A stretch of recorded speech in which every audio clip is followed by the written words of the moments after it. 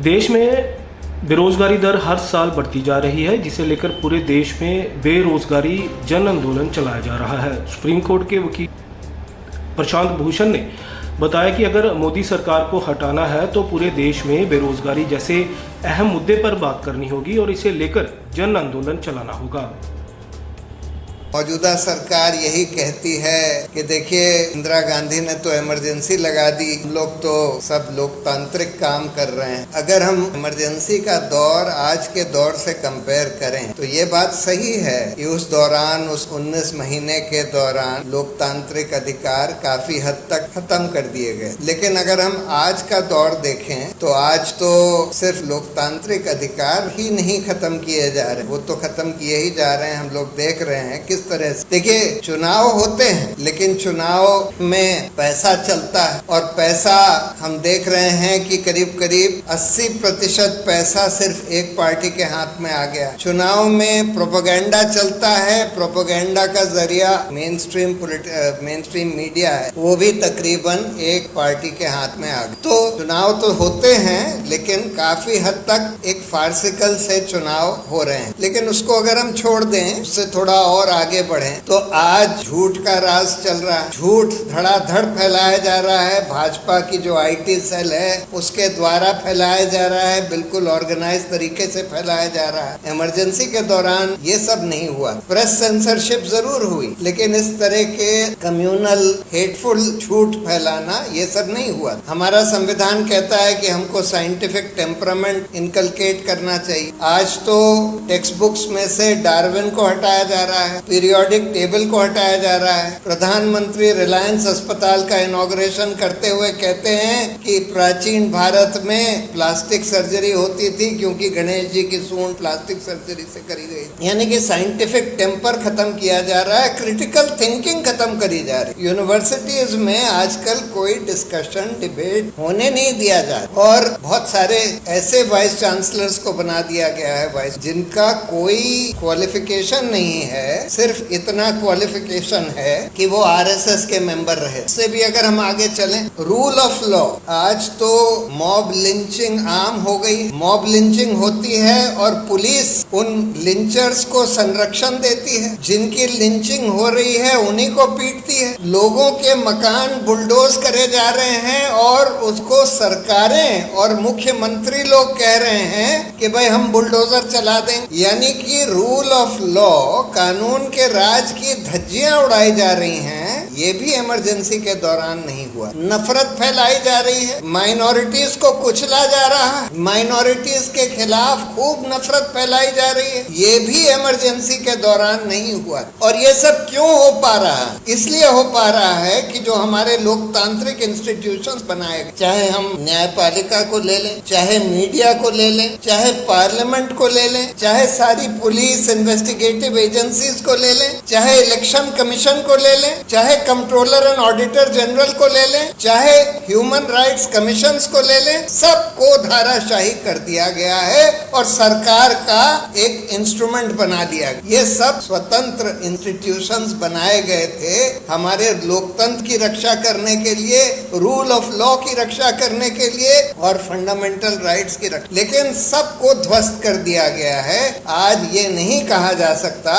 कि इनमें से कोई भी इंस्टीट्यूशन आज सरकार से स्वतंत्र तरीके से काम कर रहा है। और पुलिस वगैरह तो बिल्कुल ही, police enforcement directorate, CBI, NIA, income tax department, ये सब तो बिल्कुल सरकार की पॉलिटिकल एजेंसीज तरह से काम कर रही। ये सब भी इमरजेंसी के दौरान नहीं। ये जरूर हुआ था कि बहुत सारे लोगों को जेल में डाल दिया था, 1 लाख के करीब लोगों को जेल में डाल दिया था। एक तरह से हेबियस कॉर्पस खत्म कर दिया था। उस समय 10 हाई कोर्ट्स ने बोला था कि हेबियस कॉर्पस कायम रहेगा क्योंकि rule of law, fundamental rights तो जरूर सस्पेंडेड हैं लेकिन रूल ऑफ लॉ सस्पेंडेड नहीं। तो इसलिए रूल ऑफ लॉ चल रहा है कि नहीं चल रहा, इसको देखने के लिए हमारी न्यायपालिका फिर भी हेबियस कॉर्पस पिटिशंस एंटरटेन करेगी। ये दूसरी बात है कि सुप्रीम कोर्ट ढह गया उस समय डर के, उस भय के माहौल में। लेकिन आज भी हम ये देख रहे हैं कि सुप्रीम कोर्ट एक के बाद एक ढहता चला जा रहा है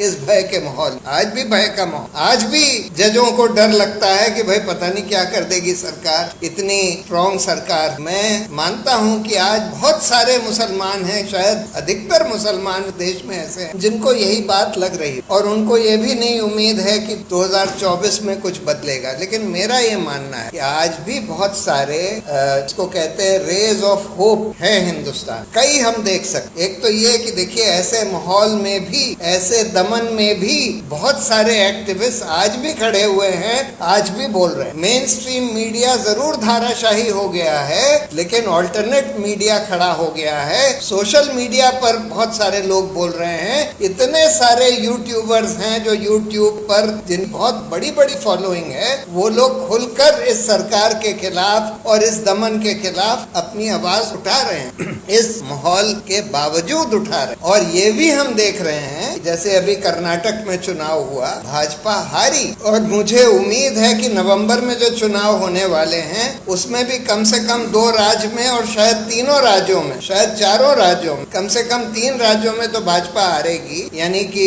मध्य प्रदेश, छत्तीसगढ़, तेलंगाना। राजस्थान का भी क्लियर नहीं है, हो सकता है राजस्थान में भी हार। तो इनको पब्लिक ओपिनियन ही हराएगी, और पब्लिक ओपिनियन हरा पाए उसके लिए हम सारे सिटीजन को बहुत काम करना हो। और वो काम एक तो ये है कि हम जो इनका झूठ फैलाया जा रहा है, जो नफरत फैलाई जा रही है, इसको काउंटर करने के लिए हम लोग, जैसे योगेंद्र यादव कहते हैं कि हम लोगों को, इन लोगों की ट्रोल आर्मी है, हमको ट्रूथ आर्मी बनानी। इनकी ट्रोल आर्मी पैसे पर चलती है, हमको ट्रूथ आर्मी वॉलंटियर्स की बनानी, जो कि इस झूठ को काउंटर कर सकें और जो असली चीज है, जो सही चीज है, उसको फैलाएं। और हम लोग वो काम कर सकते हैं, क्योंकि आज सोशल मीडिया और ऑल्टरनेट मीडिया उतना ही पावरफुल हो गया है जितना powerful main stream media. Main stream media चलाने के लिए बहुत पैसे लगते हैं। ऑल्टरनेट मीडिया में यूट्यूब पर आपको रवीश को एनडीटीवी से हटाया गया, उन्होंने यूट्यूब चैनल खोल लिया। अब उनके यूट्यूब चैनल की फॉलोइंग जितनी एनडीटीवी में उनकी फॉलोइंग थी, करीब करीब उतनी ही है। उतने ही लोग उनके हर रोज के वो प्रोग्राम सुनते हैं जितने वो जब एनडीटीवी में थे तब सुनते थे। और अब मुझे उम्मीद है कुछ दिन में वो और भी बढ़ जाएंगे। तो इसलिए हम लोगों को वो काम करना है जो as citizens and citizen journalist हम लोग ऑल्टरनेट मीडिया और सोशल मीडिया के जरिए कर सकते हैं। दूसरी बात, मुझे लगता है कि एक ऐसा मुद्दा है आज जिस पर देश में बहुत बड़ा आंदोलन खड़ा किया जा। जब ये एंटी करप्शन मूवमेंट खड़ा हुआ था, उस समय करप्शन का एक इशू था, मुद्दा था। लेकिन आज एम्प्लॉयमेंट का एक ऐसा मुद्दा है जिस पर मेरा मानना है कि एक बहुत बड़ा नेशन वाइड मूवमेंट खड़ा किया जा सकता है। और क्योंकि इस एम्प्लॉयमेंट की प्रॉब्लम के लिए ये मोदी सरकार ज्यादातर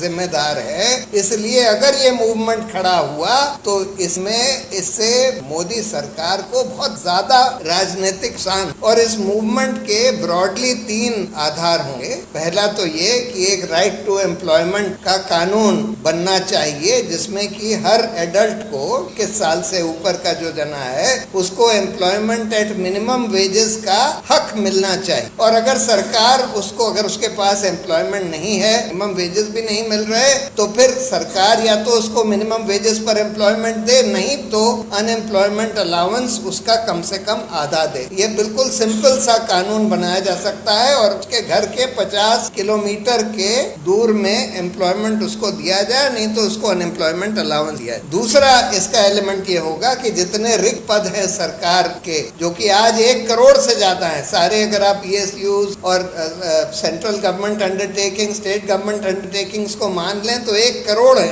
1 करोड़ से ज्यादा है। इनको तुरंत भरा जाए, एकदम ईमानदारी से भरा जाए, ये उसका सेकंड एलिमेंट। तीसरा एलिमेंट, ये जो PSUs का प्राइवेटाइजेशन किया जा रहा है, अंधाधुंध प्राइवेटाइजेशन किया जा रहा है, इसको रोका जाए। मैं ये नहीं कहता कि कोई PSU का प्राइवेटाइजेशन नहीं हो सकता, लेकिन 2 सेक्टर्स में नहीं होना चाहिए। एक तो वो जो मोनोपोली सेक्टर्स हैं, एयरपोर्ट, पोर्ट, रेलवेज वगैरह, वहां नहीं होना चाहिए। और जहां पर कोई सब्सिडी की जरूरत है, जैसे एजुकेशन है, हेल्थ केयर है या फिर बैंक्स हैं, वहां पर प्राइवेटाइजेशन प्राइवेटाइजेशन ऐसा नहीं है कि प्राइवेट कंपनियां उसमें नहीं काम कर सकती हैं, लेकिन प्राइवेट स्कूल्स हो सकते हैं, प्राइवेट हॉस्पिटल्स हो सकते हैं, प्राइवेट बैंक्स भी हो सकते हैं, लेकिन जो कमांडिंग हाइट्स हैं उस सेक्टर की वो सरकार के हाथ में होनी चाहिए। तो इसलिए अंधाधुंध प्राइवेटाइजेशन का बंद किया जाए। और चौथा एलिमेंट ये है कि जो बिल्कुल रैम्पेंट कॉन्ट्रैक्चुअलाइजेशन चल रहा है नौकरियों का, कि सारी